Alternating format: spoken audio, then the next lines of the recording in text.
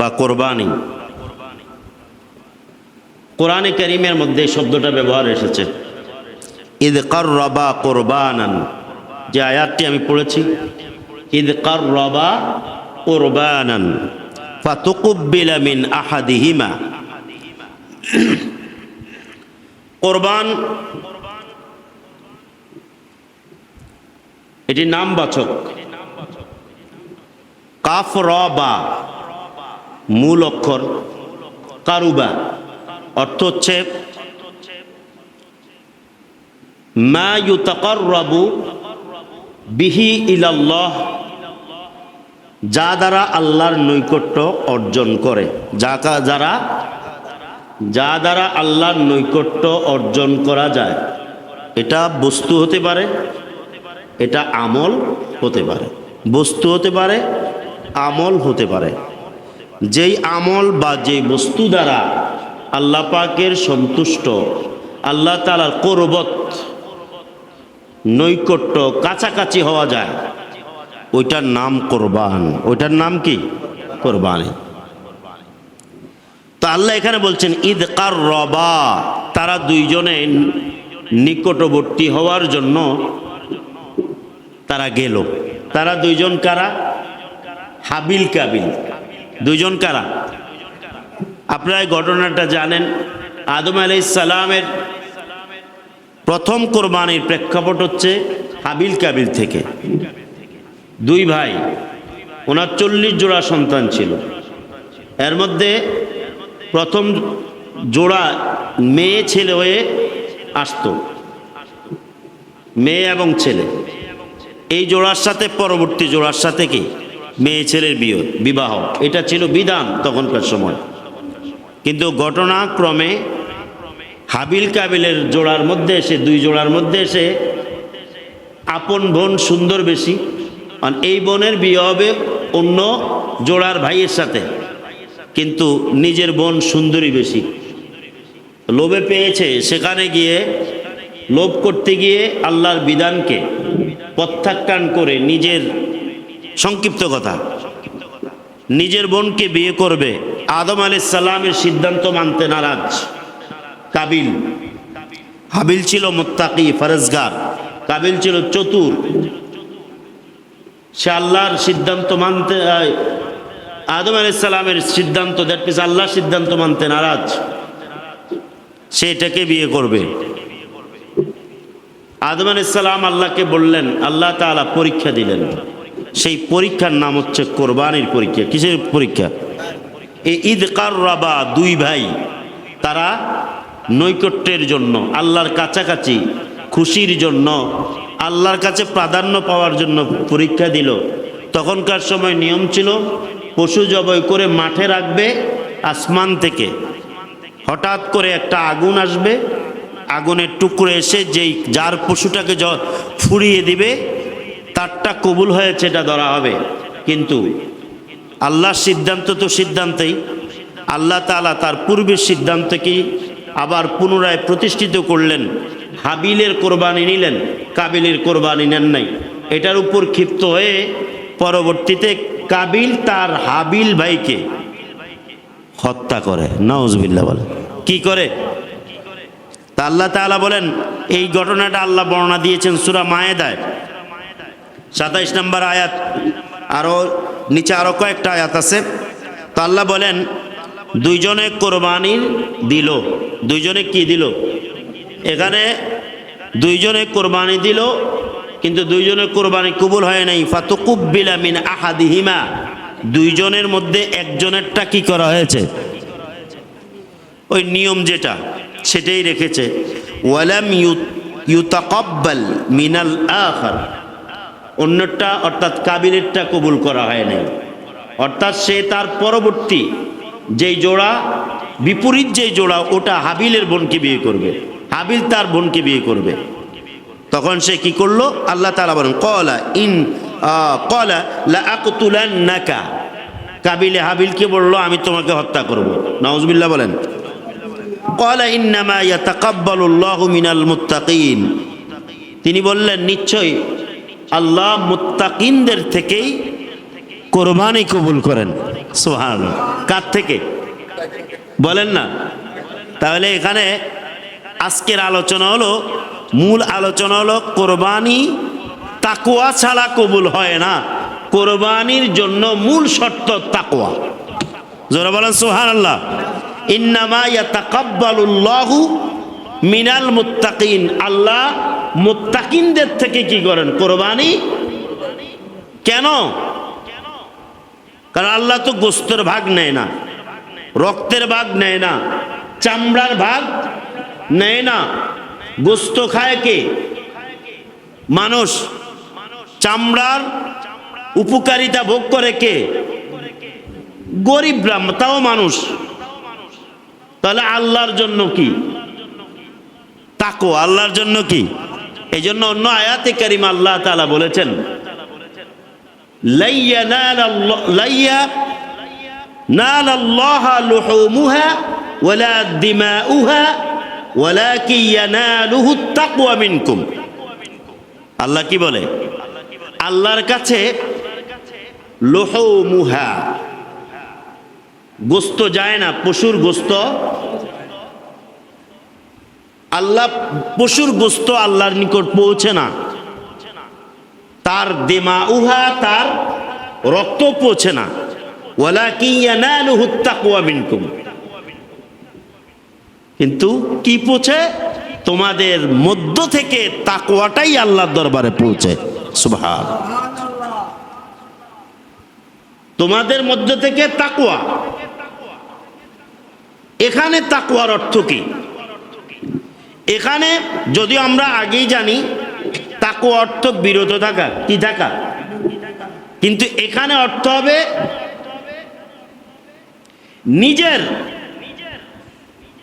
ইচ্ছা থেকে নিজেকে আলগা করে বিরত রেখে। ইচ্ছাটা কি এটা একটু বুঝতে হবে। গোস্ত খাওয়া, গোস্ত তো খাবে নেই, অর্থাৎ গোস্তের চিন্তা মাথায় না এনে, খাওয়ার চিন্তা মাথায় না এনে, গোস্তের সাথে জড়িত অনেক হক আছে, এগুলোকে মাথায় রেখে নিজের ইচ্ছা, নিজের ভোগের জন্য না মাথায় রেখে এটাকে বর্জন করে, এই যে তাকওয়া, বর্জন করা, ত্যাগ করা, করে এক আল্লাহ তাআলার সন্তুষ্টি, নবী পাকের সুন্নাহ মোতাবেক এটার বন্টন, এটার যেভাবে আল্লাহ চেয়েছেন ওইভাবে কোরবানিটা ব্যক্তি মুমিন আদায় করবে। এটা হচ্ছে কোরবানির তাকওয়া। জোরে বল সুবহানাল্লাহ। এটা কোরবানির কি? তাকওয়া। আরো সংক্ষিপ্ত, এটা একটু বিশ্লেষণধর্মী বলেছি, আরো সংক্ষিপ্ত হচ্ছে কোরবানির তাকওয়া হচ্ছে শুধু আল্লাহর সন্তুষ্টি চাওয়া। সুবহানাল্লাহ। শুধু আল্লাহর চাওয়া। আমরা এগুলো মুখে বলি, কোরবানি হয়ে গেলে কিন্তু এটা আমাদের থাকে না। গোস্তের স্তূপ যখন আমাদের সামনে এসে যায় তখন এটা থাকে। তখন গরিব পাশে এসে দাঁড়াইলে কিন্তু তার দিকে তাকায় না, কারণ নাম উচ্চারণ করলে রাগ হয়ে যায়। নাউজুবিল্লাহ বলেন। এটা শুধু গোস্ত খাওয়া হবে, এটা কোরবানির মূল অর্থ হবে না। তাহলে কোরবানির মূল হচ্ছে ত্যাগ। কোরবানির মূল কি? এই ত্যাগের নাম তাকওয়া। সুবহানাল্লাহ। এই ত্যাগটাই হচ্ছে কি? তাকওয়া। কোরবানির তাকওয়া কি? ত্যাগ করা। সুবহানাল্লাহ বলেন। নিজের খায়শিয়ত, নিজের লোভ, নিজের খেয়াল, নিজের ইচ্ছা ভোগ করার খেয়ালটাকে ত্যাগ করা, করে আল্লাহ সন্তুষ্টি, আল্লাহর কাছাকাছি হওয়ার যেই উদ্দেশ্যটা, ওটা হচ্ছে এখানকার তাকওয়া। জোরে কোন সুবহানাল্লাহ। যাই হোক, আমরা আর ওদিকে যাচ্ছি না। তাহলে প্রথম কোরবানির প্রেক্ষাপট ছিল কার? সাইয়্যিদুনা আদম আলা নবিয়্যিনা আলাইহিস সালাম। আপনারা দেখেছেন সেখানে হাবিলকে যদিও হত্যা করা হয়, কিন্তু আল্লাহ তাআলা বলেছেন তাকে আল্লাহ কবুল করেছেন, তিনি মুত্তাকিদের মধ্যে, যদিও সাময়িক দুনিয়ার হায়াতে তাকে কষ্ট দিয়েছে, কিন্তু তিনি চির জান্নাতি, আল্লাহর প্রিয় ভাজন, আল্লাহর প্রিয় ব্যক্তিদের দলেই তাকে আল্লাহ কবুল করেছেন। সুবহানাল্লাহ। এরপরে প্রেক্ষাপট হচ্ছে সৈয়দনা হজরতে ইব্রাহিম খলিল আলা নবিয়িনা আলাইহিস সালাম এবং হজরতে ইসমাইল জবিহুল্লাহ আলা নবিয়িনা আলাইহিমুস সালাম ওনাদের বিষয়ে। এটি আপনারা জানেন। সংক্ষিপ্ত এখানে হচ্ছে আল্লাহ তাআলা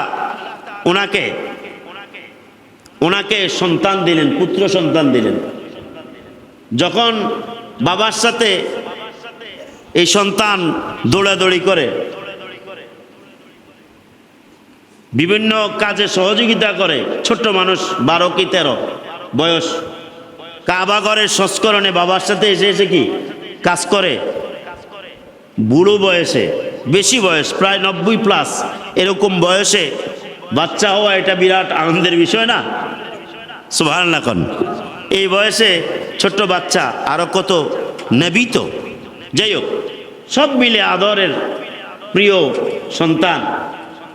আল্লাহ তাআলা এক রাতে তাকে নির্দেশ দিলেন, আপনার প্রিয় বস্তুকে কি করুন? কোরবানি করুন, উৎসর্গ করুন, জবাই করুন। জবাই শব্দটা আসছে আন্নী আযবাহুকা। আচ্ছা, এরপর তিনি কোরবানি দিলেন উট, এরপরে আবার দিলেন কোট, আরো বাড়াই দিলেন, আবার দেখছেন। তখন তিনি বুঝতে পারলেন, ফালাম্মা বালাগা মাআহু সাইয়া, যখন দৌড়াদৌড়ি করতে পারে। সাই মানে কি? দৌড়াদৌড়ি করা না? সাই শব্দ ব্যবহার করতে দৌড়াদৌড়ি করতে পারে।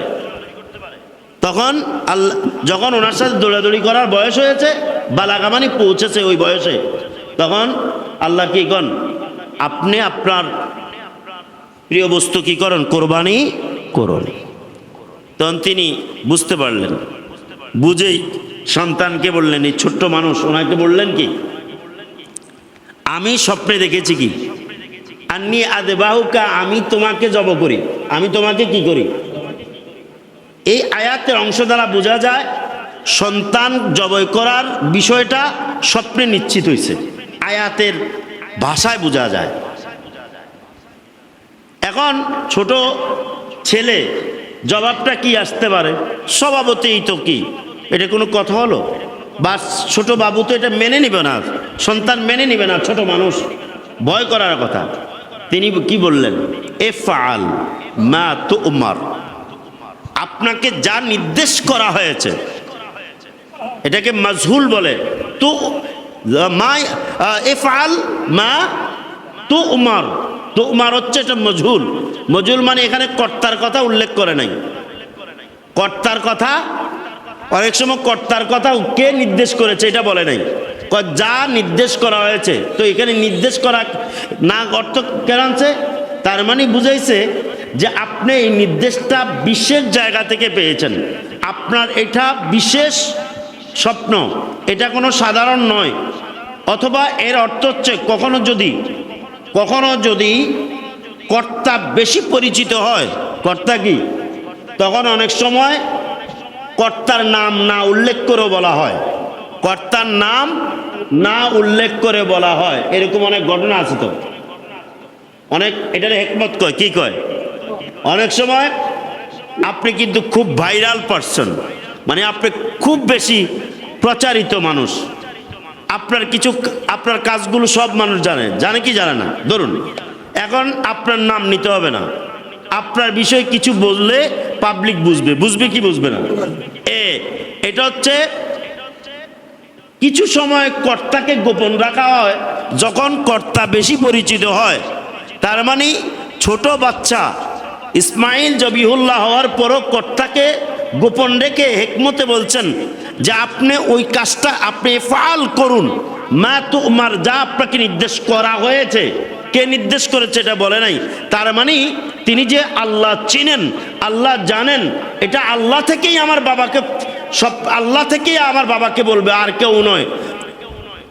এই কারণে তিনি মজহুলের সিগায় উনি বললেন যে যা নির্দেশ করা হয়েছে তা বাস্তবায়ন করুন, এফাল করতে থাকুন, সুবহানাল্লাহ করুন। তা আরো বলে,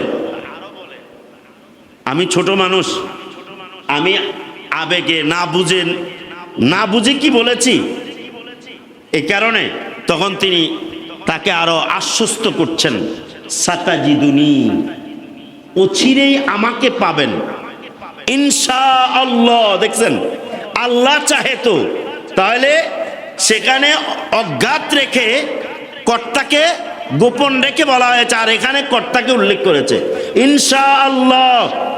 ভবিষ্যতে কোনো কাজের জন্য কি বলতে হয়, কি বলতে হয়, ইনশাআল্লাহু, আল্লাহ যদি চান, মিনাস সাবিরিন, আমাকে ধৈর্যশীলদের মধ্যেই পাবেন।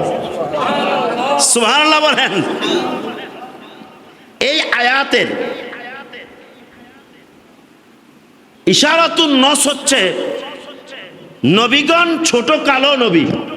সুবহানাল্লাহ বলেন না। যারা নবীকে 40-এর নবী বলে, আয়াতের এই অংশ দ্বারা প্রমাণ করে নবীগণ 40-এ প্রকাশ হয়, কিন্তু নবীগণ এর আগের থেকে নবী থাকে। বিশেষ করে আমাদের নবী ইসমাইল জবিউল্লাহ তখন থেকেই ছোটকাল থেকে নবী। তার প্রমাণ কি? এবং শুধু এটা নয়, এটা দ্বারা আরো শিক্ষা হচ্ছে নবীগণ ছোট কালো, আল্লাহর পরিপূর্ণ পরিচয় তাদের কাছে থাকে। সুবহানাল্লাহ বলেন। ছোট কালো কি থাকে? আল্লাহর পরিচয়। তাহলে নবীদের কি অজ্ঞ বলা যাবে, মূর্খ বলা যাবে? নাউজুবিল্লাহ।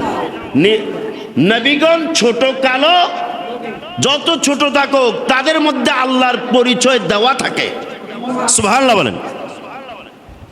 এটা হলো দ্বিতীয় কোরবানির প্রেক্ষাপট। কথা বুঝছেন তো? এরপরে তো আপনারা জানেন, দুইজনে একমত হয়ে কোরবানি দেওয়ার জন্য প্রস্তুত করলেন। আল্লাহ তাআলা ওনার কোরবানিকে কবুল করলেন বস্তু দিয়ে নয়। খেয়াল করেন এবার, কি দিয়ে? চমৎকার, তাকওয়া দিয়ে। কি দিয়ে? বস্তু দিয়ে নয়, তাকওয়া দিয়ে। বস্তু দিয়ে হলে কে কোরবানি হইতো? ইসমাইল। বস্তুকে আল্লাহ সরিয়ে দিলেন, ইসমাইলকে সরিয়ে দিলেন। আল্লাহ তাআলা কবুল করলেন তার অন্তরের সেই পরিশুদ্ধ নিয়তকে। আল্লাহ নির্দেশ পালনের লক্ষ্যে যে নিয়ত করেছেন, এটাকে তাকওয়া। জোরে কম সুবহানাল্লাহ। এই তাকওয়াকে আল্লাহ কবুল করে নিলেন। এখন আসুন, এই তাকওয়াটা যাচাইয়ের জায়গাটা কোনটা? জায়গাটা কলব, নিয়ত, খেয়াল, ইচ্ছা। কিন্তু কখন? কার্যক্ষেত্রে, মুখে নয়। এখানে ওনার এটা যাচাই হয়েছে কখন? যখন চোখ বেঁধে, সন্তানের হাত পাও বেঁধে ছুরি নিয়ে যখন কি পোষাইতেছেন, তার মানে এখানে কি সন্দেহ আছে? আল্লাহ তাআলা দেখলেন পোষানি মানে তো কোরবানি হয়ে যাওয়া। আল্লাহ ছুরির ধার উঠিয়ে নিলেন, ছুরির ধার উঠিয়ে নিলেন। ওনারটা আল্লাহ ওনার এই নিয়তের কারণে ওনার সন্তানকে ওনার জন্য দিয়ে দিলেন। নিচে জিবরাইলের মাধ্যমে এনে ওনার জায়গায় একটা জান্নাতি দুম্বা শোয়া দিলেন। সুবহানাল্লাহ। দেখছেন আল্লাহ সন্তুষ্টির লাভ কেমন? আল্লাহ খুশি হয়, বন্ধু বানায়, আবার খুশি হয়ে নিয়ামতটা ফেরত দিয়ে দেয়। সুবহানাল্লাহ হয় না? দেখছেন? তা আমাদের তাকওয়াটা কোরবানি পশু কেনা থেকে শুরু করে টাকা পয়সা হালাল কেনা থেকে শুরু করে একেবারে বন্টন পর্যন্ত, কি পর্যন্ত, এই পুরাটা সময় আমাদের তাকওয়ার সময়। এখানে পরীক্ষা হবে। পশু কোরবানি কিনলেন আল্লাহর জন্য, বড়টা, এটা ঠিক আছে। জবাই করলেন, আল্লাহু আকবার বলে, এটা ঠিক আছে। বাঘের সময় ঝামেলা লেগে গেছে, তাহলে হবে না। এই জন্য পুরাটা সময় হচ্ছে আপনার কোরবানির তাকওয়া যাচাইয়ের সময়। যেরকম সুবহানাল্লাহ, আল্লাহ কবুল করুক, আমিন। এই সর্বশেষ আমরা যেহেতু দিনে মিল্লাতে ইব্রাহিমের উপরে আমাদের নবীজির আব্বাজান নাকি ঊর্ধ্বতন পিতা হযরতে ইসমাইল জবিউল্লাহর কেন কোরবানি ওনাকে দিয়ে হয় নাই, তাকওয়ার মাধ্যমে হয়েছে? তার কারণ এটা আল্লাহ তাআলা আমার নবীর মর্যাদা দিয়েছেন। মর্যাদাটা কি? এই জন্য আল্লাহ নবীজি আল্লাহ শুকরিয়া আদায়ের লক্ষ্যে বলতেন, আনা ইবনু যাবিহাইন, আমি দুই কোরবানিওয়ালার সন্তান। সুবহানাল্লাহ। কয় কোরবানিওয়ালা? এক ইসমাইল জবিহুল্লাহ, যার মাধ্যমে শুধু আমি এসেছি, এক নবী। ইসহাক, ওনার মাধ্যমে কি? ওনার মাধ্যমে সমস্ত বনি ইসরাইলের নবী। আর ইসমাইলের মাধ্যমে কয়জন? একজন। তো সেই একজন হচ্ছে আমাদের নবী, তিনি সমস্ত নবীদের নবী। আর ইসমাইলের জবাই ব্যক্তি দিয়ে না নিয়ে, বস্তু দিয়ে না নিয়ে, তাকওয়া দিয়ে নিয়ে ইসমাইল জিন্দা রইল, তার মানে এই বংশে আমার নবী আসবেন। আর আমার নবীকে আল্লাহ তাআলা ডাবল মর্যাদা দিলেন যে আমার নবীর আব্বা এবং আমার নবীর ঊর্ধ্বতন বাবা দুইজনে কোরবানিকৃত, উৎসর্গকৃত। এর দ্বারাও তো বোঝা যায় যে এই কথা যে আনা ইবনুজ যাবিহাইন, তাদের জবাব যারা নবীর আব্বাকে জাহান্নামী বলতে চায়, তাদের জবাব যে আমার নবী বলেছেন আমি দুই উৎসর্গকৃত ব্যক্তির সন্তান, পিতার সন্তান। তার মানে হচ্ছে আল্লাহ আমার বাবাকে এর আগে কোরবানি হিসেবে কবুল করেছেন, তার মানে তারা জান্নাতি মানুষ। বলেন না সুবহানাল্লাহ। তার মানে কি মানুষ? দুই কোরবানিওয়ালার সন্তান। যেরকম সুবহানাল্লাহ। তো দ্বীন মিল্লাতে ইব্রাহিমের কারণে ওনার সেই বিধানকে আল্লাহ তাআলা আমাদের জন্য পশুর মাধ্যমে কিয়ামত পর্যন্ত দ্বীনে মুহাম্মাদি সাল্লাল্লাহু আলাইহি সাল্লামের মধ্যে জারি করে দিলেন ইব্রাহিম নবীর সুন্নাত হিসেবে। সুবহানাল্লাহ বলেন। ইব্রাহিম নবী সুন্নাত হিসেবে। আগের কোরবানি ছিল পশুকে জ্বালায়া দিত, এটা ছিল কোরবানির নিয়ম, যেটা আমরা শুরুতে জেনেছি। আর আমাদের নবীর উসিলায় গোশত তোমরা খাইবা, চামড়ার উপকারিতা তোমরা নিবা, কিন্তু শুধু মনটা আমি আল্লাহকে দিবা। বলেন না সুবহানাল্লাহ। শুধু মনটা আমি আল্লাহকে দিবা। মনের ইবাদতটা শরীরের ইবাদতের চেয়ে শ্রেষ্ঠ, এটা দ্বারা প্রমাণ। মনের ইবাদতের উপরে শারীরিক ইবাদত নির্ভর করে, এটার প্রমাণ। আর বুখারী শরীফের প্রথম হাদিসেই তো এটা, ইন্নামাল আমালু বিন্নিয়াত, সকল কর্ম তোমার নিয়তের উপরে নির্ভরশীল। যদি তাই হয় তাহলে বোঝা যায় নিয়তটা তো দেখা যায় না, ধরা যায় না, ছোঁয়া যায় না, নিয়তের জায়গা কালবে। তাহলে বোঝা যায় নিয়তটা হচ্ছে মারেফাত, ব্যক্তির কি। আর আমলটা হলো জাহিরিয়াত, এটা হলো শরীয়ত। তাহলে বোঝা যায় ইবাদত বন্দিগির ক্ষেত্রে মারেফত আগে, শরীয়ত পরে। সুবহানাল্লাহ কইতেন না? মারেফত আগে। কেন? কারণ নিয়ত গোপন, আপনি জানেন, আল্লাহ জানে, কেউ জানে না। এবার বলেন নেফাক, মুনাফিকিটা কোথায় থাকে? অন্তরে লুকানো থাকে। কোথায় থাকে? নেফাক শব্দের অর্থ কি? নেফাক শব্দটা নফক থেকে, একদিকে ঢুকে আরেকদিকে বাইর হয়। আরবে যে টানেলকে নফক বলে। কি বলে? নফক বলে। এটা একদিকে ঢুকে আরেকদিকে বাইর হয়। মুনাফিকদের কারবারেও এটা। সাফে বইরাইয়া বইব, শুনবো, কিছু যদি নাও করতে পারে চক্রান্তের জন্য শুনবে, এক কান দিয়ে শুনবে আরেক কান দিয়ে বের করে দিবে। এটা মুনাফিকদের খাসলত। তো এখানে মুনাফিকিটাও অন্তরে জায়গা নেয়। যখন কোনো ব্যক্তি পরিশুদ্ধ নিয়ত দ্বারা নিয়ত করে তখন তার ওই কাজের মুনাফিকি অন্তর থেকে চলে যায়। সুবহানাল্লাহ বলেন। তাহলে কি দ্বারা যায়? মারেফাত দ্বারা। কি দ্বারা? মারেফাত দ্বারা। মারেফাত মানে লুকানো জিনিস গুপ প্রকাশ করা। লুকানো জিনিস কি করা?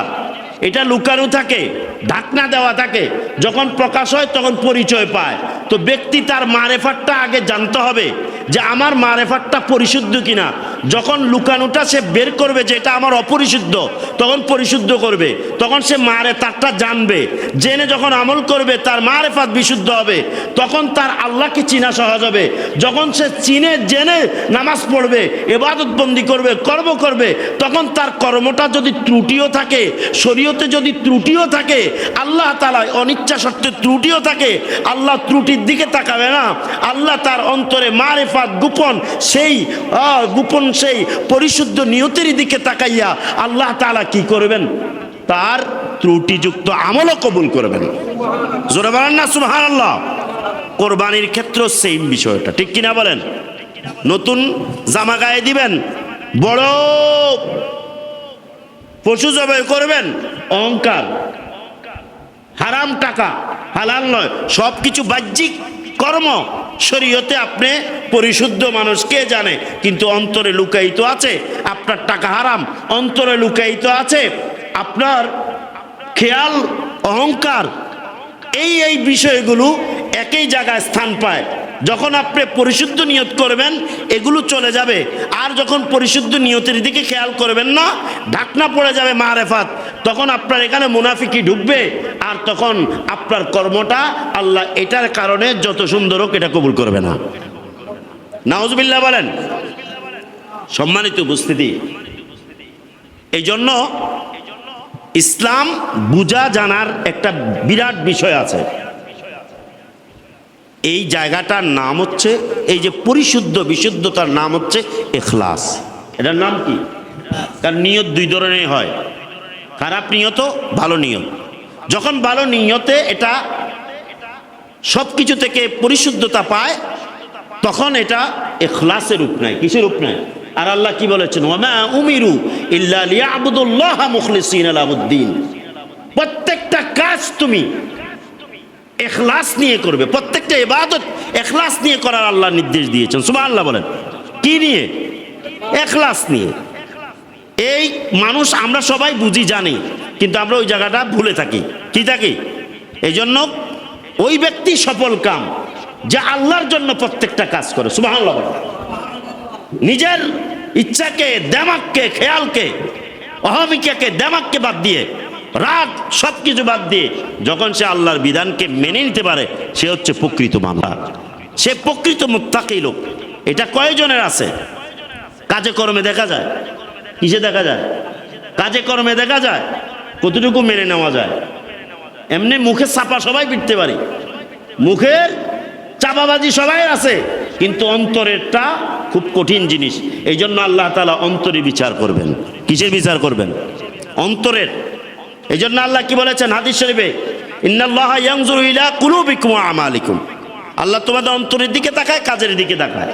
ওয়ালা ইয়ানজুরু ইলা আমওয়ালিকুম ওয়ালা ইয়ানজুরু ইলা আমওয়ালিকুম ওয়া সুওয়ারিকুম। আল্লাহ তোমাদের ধন সম্পদের দিকেও তাকায় না, তোমাদের সুরতের দিকেও তাকায় না, ব্যক্তির দিকেও তাকায় না, তাকায় তোমাদের অন্তর এবং কর্ম। জোরে কোন সুবহানাল্লাহ। অথচ এই জায়গাটাই আমরা দুর্বল। এই জায়গাটাই আবার কর্মের মধ্যে শুধু অন্তরটাকে আল্লাহ বেশি পছন্দ করেন, প্রাধান্য দিয়েছেন। অন্তরটাকে, অন্তরের নিয়তটাকে আল্লাহ কর্মের বাহন বানিয়েছেন। কোথায় যাওয়ার জন্য? গন্তব্য। গন্তব্যকে আল্লাহ। জোরে কোন সুবহানাল্লাহ। সম্মানিত উপস্থিতি, তাহলে কোরবানি কি? কোরবানি হচ্ছে যা দ্বারা আল্লাহর কি নৈকট্য হাসিল হয়, কাছাকাছি যায়, পেয়ারা বান্দা হয়। আল্লাহ তাআলা পছন্দনীয় বান্দা হয়। আর এটা মুত্তাকিনদের কাজ। কার কাজ? আর মুত্তাকিকে, সব মুত্তাকি আল্লাহর ওলি। সুবহানাল্লাহ। ইন আউলিয়াউহু ইল্লাল মুত্তাকুন, এমন কোনো ওলি হয় না যার তাকওয়া নাই। অর্থাৎ প্রত্যেক ওলিয়ে মুত্তাকি। সুবহানাল্লাহ কোন? প্রত্যেক ওলিয়ে কি? তো কোরবানিটা আপনাকে কি বানাবে? ওলি বানাবে। কি বানাবে? মুত্তাকি বানিয়ে তো ওলি বানাবে। তাহলে আপনাকে কি বানাবে? ওলি বানাবে। ওলি হওয়ার সুযোগ। সুবহানাল্লাহ বলেন। সেম বায়াত হয়ে আমরা নিজের ইচ্ছাকে বাদ দিয়ে কামেল পীরের ইচ্ছাকে আমরা যখন প্রতিষ্ঠা করি, তখন আমার নফসের কোরবানি হয়, ইচ্ছার কোরবানি হয়, তখন আমার তাকওয়া অর্জন হয়। এই তাকওয়া দ্বারা আমি বায়াতের মাধ্যমে ওলি হই। সুবহানাল্লাহ কন্যা, দেখছেন কত রিলেটেড, এগুলো কত সম্পৃক্ত একটার সাথে আর একটা। সুবহানাল্লাহ কন। আচ্ছা, ইব্রাহিম ও খলিলুল্লাহ আলা নবীনা আলাইহিস সালামের সুন্নত উম্মতের জন্য আল্লাহ কি করেছেন? এটাকে জারি করেছেন। আলহামদুলিল্লাহ বলেন। আসুন এবার কোরবানির হুকুম। কোরবানির হুকুম, কোরবানি সাহেবে নেসাব, যার নেসাব পরিমাণ সম্পদ থাকে ওই দিনগুলোর মধ্যে, তার উপর কোরবানি কি ওয়াজিব। নেসাব আপনারা জানেন স্বর্ণ এবং রূপ্য দুটা দিয়ে হয়। তো স্বর্ণ এখন বর্তমান বাজারে 7.5 ভরি স্বর্ণ প্রায় 18 থেকে 20 লাখ বা 16 লাখ থেকে 18 লাখ। এটা দ্বারা আপনি হিসাব করা দরকার নেই। রূপের দাম কম, 90 থেকে 1 লক্ষ, 90 থেকে কি না 1,90,000 থেকে 2 লাখ এর মধ্যে যার সমপরিমাণ সম্পদ থাকবে। কি থাকবে? সমপরিমাণ সম্পদ থাকবে। সম্পদ বলতে নগদ অর্থ থাকবে, তার উপর কোরবানি কি হবে? ওয়াজিব। কি হবে? এই পরিমাণ সংখ্যা খুব কম। এই পরিমাণ সংখ্যা কি? ব্যাংকে যাদের টাকা থাকে তাদের উপর কোরবানি ওয়াজিব হবে। কি হবে? এটা খেয়াল রাখেন। এরপরে যেটা হয়, তো আমরা যারা দিচ্ছি কোরবানি ওয়াজিব হলো বাধ্যগত অর্থ, এটা আবশ্যিক। যদি না দেয় গুনাহগার হবে। কি হবে? গুনাহগার হবে। ওয়াজিব তরককারী হিসেবে গুনাহগার, গুনাহে কবিরা, এটার জন্য শাস্তি আবশ্যক। কোরআনে কারিমে আল্লাহ তাআলা বলেছেন ফাসাল্লি লিরাব্বিকা ওয়ানহার। আল্লাহ নবীকে বলেছেন ফাসাল্লি লিরাব্বিকা, আপনি আপনার রবের নামাজ পড়ুন। কি পড়ুন? নামাজ পড়ুন। এটা শুকরিয়ার নামাজ। এমনি নামাজ শুকরিয়ার নামাজও, বিশেষ করে শুকরিয়ার নামাজ। ওয়ানহার, কোরবানি করুন। কি করুন? কোরবানি করুন। তো এখানে দুইটা নির্দেশ, দুটোটাই শুকরিয়ার। কেন? এটা আল্লাহ নবী সাল্লাল্লাহু আলাইহি সাল্লামের বিরাট কোরবানি ছিল ওনার। এটা আরেকটা প্রেক্ষাপট কোরবানির। আমার নবীজির প্রেক্ষাপটটা কি? ওনার 4 জন ছেলে সন্তান ছিল। কয়জন? 4 জন ছেলে সন্তান। উনি দুনিয়াতে 4 জন ছেলে সন্তান, তারা বড় হওয়ার আগেই তারা কি করলো? ইন্তেকাল করলেন। আল্লাহ নবী সাল্লাল্লাহু আলাইহি সাল্লামকে বাজে কথা বলতে শুরু করলো কাফের মুশরিকরা। আটখুরা, আমরা দেশে বলেনি লেস কাটা, আরবিতে বলে আবতার। কি বলে? আবতার, কর্তৃত, কাটা, এগুলো বলে। আল্লাহ নবী সাল্লাল্লাহু আলাইহি সাল্লাম কষ্ট পান, কষ্ট পেয়েছেন তাদের এই সমস্ত কথা। তো এই দিক যে 4 জন সন্তানে ইন্তেকাল করলো, এটা তো সত্য, কিন্তু তাদের অশালীন ভাষার কারণে নবীজি কি কষ্ট পাইতেন। দেখেন এখানে একটা শিক্ষা, আমার নবীর পছন্দ আল্লাহ চাইতেন। সুবহানাল্লাহ। কি বুঝেন? নবীর পছন্দ কে চাইতেন? কে চাইতেন? আর একদল আলেম এমনভাবে আলোচনা করে নবী সাধারণ মানুষের মধ্যে মতো, এবং তিনি মনে হয় যেন দাস, এই জন্য অনেকে দাস অর্থ করে। তাদের ভাষায় নবী একেবারে সাধারণ, অসহায়, আমাদের মতো এরকম অসহায় থাকবেন, নাউজুবিল্লাহ কোন। অথচ আল্লাহ নবীর সন্তুষ্টি কামনা করছেন। সুবহানাল্লাহ কোন। কিভাবে? যখন কষ্ট পাচ্ছেন আল্লাহ তাআলা বলেন সান্ত্বনা দিয়ে জিবরাইলকে পাঠান, জিবরাইল যাও, ইন্না আ'তাইনা কাল কাউসার, জিব্রাইল এসে বলল, ওগো হাবিব, তারা আপনাকে কি, তারা আপনাকে কষ্ট দিচ্ছে এটা বলে আপনার সন্তান নেই, বংশ নেই, এই জন্যে আল্লাহ আপনাকে প্রভূত কল্যাণ দিয়েছেন। প্রভূত কল্যাণ, কাউসার মানি শরবত, এটা একটা অর্থ, কিন্তু কাউসার মানে এখানে মূল শরবত অর্থ নয়। সাইয়েদুনা আব্দুল্লাহ ইবনে আব্বাস, যিনি সাহাবী রাসূল, যিনি সব মুফাসসিরদের প্রধান, উনি বলেছেন কাউসার কাসরত থেকে, কাসরত মানে হচ্ছে অধিক নিয়ামত। আপনি রাসূলকে অধিক নিয়ামত দেওয়া হয়েছে, আর ওই অধিক নিয়ামতের একটা নিয়ামত হলো কাউসার শরবত। জোরে কও সুবহানাল্লাহ। তো এখানে এরপরে কয় কি, কয় আপনাকে দেওয়া হয়েছে, অতএব আপনি কি করুন, আপনি নামাজ পড়ুন, শুকরিয়া আদায় করুন, তাহলে নেয়ামত পাইলে কি করবেন, নামাজ পড়ে কি করবেন, এটা বিধান। ওয়ান হার, এরপরে কি করবেন, কোরবানি দিবেন, তা আপনি কোরবানি দেন। সুবহানাল্লাহ। এখন অধিক নিয়ামতের মধ্যে অধিক সন্তান আপনাকে দান করলাম, কেমনে, কয় কেমনে, দুনিয়ার সন্তানের নিয়ম হচ্ছে ছেলে দিয়ে তার বংশ পরিক্রমা শুরু হবে, ছেলের মাধ্যমে, মেয়ের মাধ্যমে নয়। আপনি রাসূলেরটা আমি ভিন্ন করে দিলাম আইন, আপনার মেয়ের মাধ্যমে কিয়ামত পর্যন্ত আপনার বংশ চালু হবে। সুবহানাল্লাহ কয় না? তো এটা কি শুধু ঘোষণাই, কয় ঘোষণা নয়, এটা বাস্তবেই। এই জন্য আল্লাহ নবীজি কি বলেছেন, ফাতেমাতু বাদআতুম মিন্নি, ফাতেমা আমার অংশ, দেহের অংশ, নুরানি বডির কি অংশ, অংশ। এটার প্রমাণ আছে তিরমিজির হাদিস, যখন আম্মাজান ফাতেমা রাদিয়াল্লাহু তাআলা আনহার গর্ভে ইমাম হুসাইন, তখন নবী পাক সাল্লাল্লাহু আলাইহি সাল্লামের চাচি আব্বাস রাদিয়াল্লাহু স্ত্রী উম্মে ফুজাইল, উনি স্বপ্নে দেখেছেন যে আল্লাহ নবী সাল্লাল্লাহু আলাইহি সাল্লামের সামনে বসা, ওনার দেহ মুবারক থেকে এক টুকরা গোস্ত খসে পড়ে ওনার কোলে আসছে। উনি দেখে ভয় পেয়ে গেলেন, স্বপ্ন থেকে ভেঙ্গে চিন্তিত, কি দেখলাম, নবী পাকের দেহ মুবারকের গোস্তর টুকরা খসে আমার শরীরে পড়লো, নিশ্চয় এটা অনেক খারাপ স্বপ্ন। তিনি নবীজির দরবারে গেলেন, ইয়া রাসূলুল্লাহ, কি চাচি যান, কি বিষয়? তখন ভয় করতেছেন, কয় বলেন বলেন, কি আপনার বলার বলেন। তিনি খুব ভয় পাচ্ছেন, কয় দরকার না, বলেন না কি। তখন তিনি ভয়ে ভয়ে বললেন, আমি একটা স্বপ্নে দেখেছি। কি দেখেছেন বলেন বলেন। বলতেছে, আমি দেখেছি এই স্বপ্ন। আল্লাহ নবী সাল্লাল্লাহু আলাইহি সাল্লাম মুস্কি হাসলেন। কি হাসলেন?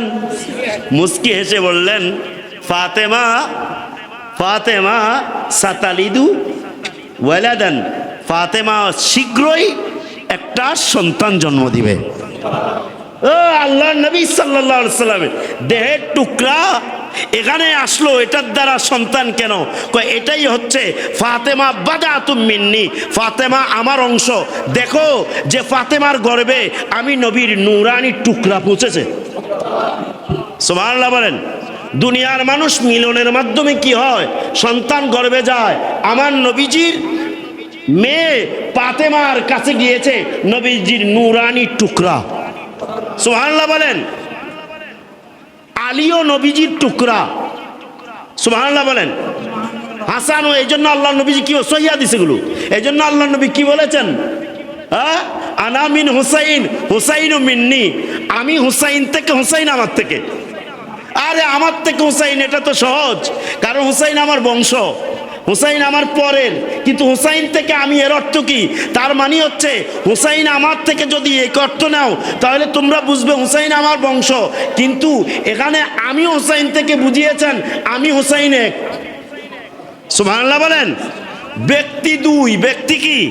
হুসাইন আমার নাতি, হুসাইন আমার সন্তান। এই জন্য আল্লাহ নবী কিছু জায়গায় সিফতুন বলেছেন, নাতি বলেছেন, আর কিছু জায়গায় বলেছেন কি ইবনি, ইবনি।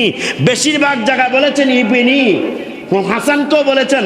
এই যে যেমন আপনার যেমন আপনার একবার হাসান রাদিয়াল্লাহু তাআলা আনহু এই পাশে বসা, নবী পাক সাল্লাল্লাহু আলাইহি ওয়াসাল্লামের মেহরাবের পাশে বসা, তো বসা আল্লাহ নবী সাল্লাল্লাহু আলাইহি ওয়াসাল্লাম বললেন, হাসান রাদিয়াল্লাহু তাআলা মাথায় হাত দিয়ে বললেন, হাদা ইবনি, এটা বুখারীর হাদিস, হাদা ইবনি, এটা আমার সন্তান। এটা কি? আমার সন্তান। সুবহানাল্লাহ বলেন। এটা আমার সন্তান।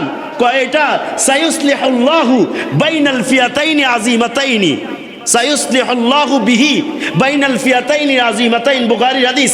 আল্লাহর নবী সাল্লাল্লাহু আলাইহি সাল্লাম বলেন, এই আমার সন্তান হুসাইন ছোট, কয় হুসাইন দ্বারা আল্লাহ তাআলা অচিরেই মুসলমানদের বড় দুইটা দলের মধ্যে তার দ্বারা মীমাংস কার্য করবেন। কি করবেন? কি মীমাংস? দুই দল কোথায় আসলো? যখন মাওলা আলী এবং মুয়াবিয়া রাদিয়াল্লাহু দুইজনের মধ্যে যখন দ্বন্দ্ব হলো, রাজনৈতিক দ্বন্দ্ব, সাবধান, আকিদার দ্বন্দ্ব নয়, দুইজনে আকিদাওয়ালা, দুইজনে নবীজির সাহাবী, মাওলা আলীর মর্যাদার তুলনা নেই ওনার সাথে, এই কারণে জাস্ট এইটুক বলা যাবে। কিন্তু মুয়াবিয়া রাদিয়াল্লাহু উনি সাহাবী, কিন্তু রাজনৈতিক দ্বন্দ্ব, খেলাফত নিয়ে দ্বন্দ্ব, শিয়ারা অনেক কথা বলবে, সেগুলো আমার শোনার দরকার নাই। কিন্তু এখানে প্রশ্ন হচ্ছে, আল্লাহ নবীজি বললেন মুসলমানদের কার? তাহলে মুয়াবিয়া রাদিয়াল্লাহু তাআলার দলটাও মুসলমান, মাওলা আলীর দলটাও কি মুসলমানের মধ্যে, দুইটা বড় দলের মধ্যে মীমাংস কার্য করবেন। এই জন্য হাসান হচ্ছে মুসলিহুদ্দিন, দ্বীনের সংশোধনকারী। হযরতে মুয়াবিয়া উনি যখন মাওলা আলীকে যখন শহীদ করা হলো, তিনি খলিফা হয়ে গেলেন। হাসান খলিফা হওয়ার পর 6 মাস পরে এই দ্বন্দ্ব মিটানোর জন্য মুয়াবিয়া রাদিয়াল্লাহুকে ডেকে এনে বললেন, আপনি খলিফা, আমি আপনাকে ক্ষমতা অর্পণ করলাম, মিলাইয়া দিলেন। জোরে কন্যা সুবহানাল্লাহ। মূল আলোচনার জায়গা হচ্ছে, আমার নবীর মূল যারা সন্তান ছিল ঔরস জাত, তাদেরকে আল্লাহ উঠাইয়া নিলেন। উঠাইয়া নিয়া কাফের মুশরিকদের জবাব দিতে গিয়ে, তিরস্কারের জবাব দিতে গিয়ে আল্লাহ তাআলা কিয়ামত পর্যন্ত মানুষের ধারা যেভাবে, সেই ধারাকে আল্লাহ বাতিল করে দিয়ে মানুষের ধারাকে থেকে ভিন্ন তুলে নিয়ে আল্লাহ তাআলা নবীর আওলাদ জারি করলেন। তার মেয়ে ফাতেমার মাধ্যমে, অন্য মেয়েদেরও নয়, খাস করে তার মেয়ের ফাতেমার মাধ্যমে জারি করে দিয়ে কিয়ামত পর্যন্ত নবীর আওলাদরা থেকে যাবে। এই জন্য অধিক নিয়ামত দিলাম, এর অর্থ হচ্ছে ইন্না আতাইনাকাল কাউসার, অধিক নিয়ামতের এখানে এর অর্থ হচ্ছে, একটা অর্থ হচ্ছে আপনাকে অধিক সন্তান দান করলাম, কিয়ামত পর্যন্ত আপনার সন্তানদের মাধ্যমেই আমার উম্মতের সব কার্য সম্পূর্ণ হবে। সর্বশেষ সন্তান ইমাম মাহাদি। ইমাম কে? ইমাম মাহাদি, যার নাম হবে আমার নামে, নবীজি বলেন আমার নামে, যার বাবার নাম হবে আমার বাবার নামে, যার মায়ের নাম হবে আমার মায়ের নামে, যার, সুবহানাল্লাহ বলেন না, নবীজি বলেন সে কিয়ামতের আগে এসে তিনি কি করবেন?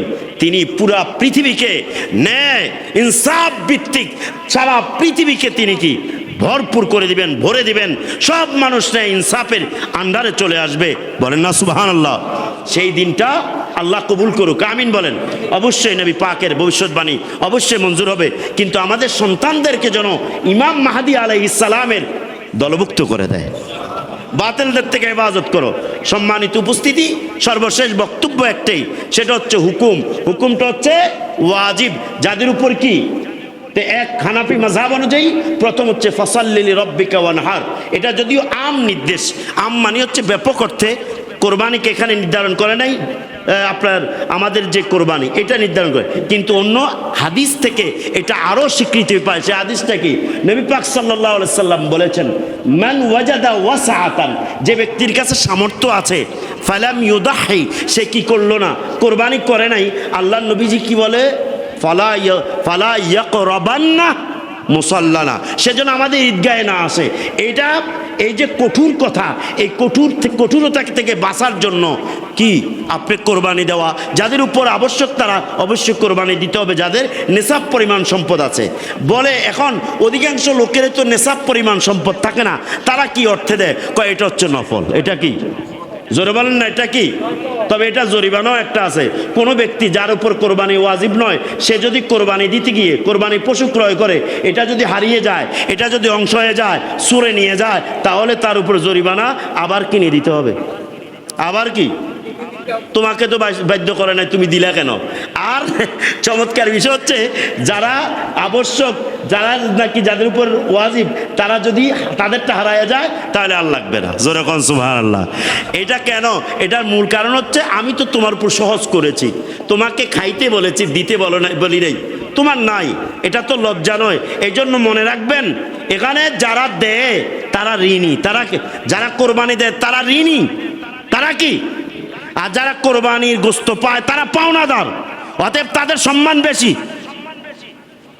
দুনিয়াবি হারে তাদের সম্মান বেশি, আর কোরবানির দাতা হিসেবে তাদের মর্যাদা আল্লাহর কাছে বেশি। কেন বললাম এই কথাটা? এই পয়েন্টটা এই জন্য বললাম, যারা পায় গরিব মানুষ তাদেরকে তুচ্ছ করার সুযোগ নাই। আপনার কাছে সে পাও না, ছোট হওয়া দরকার আপনার, ঠিক কিনা বলেন? আপনি ছোট হবেন, সে ছোট হবে কেন?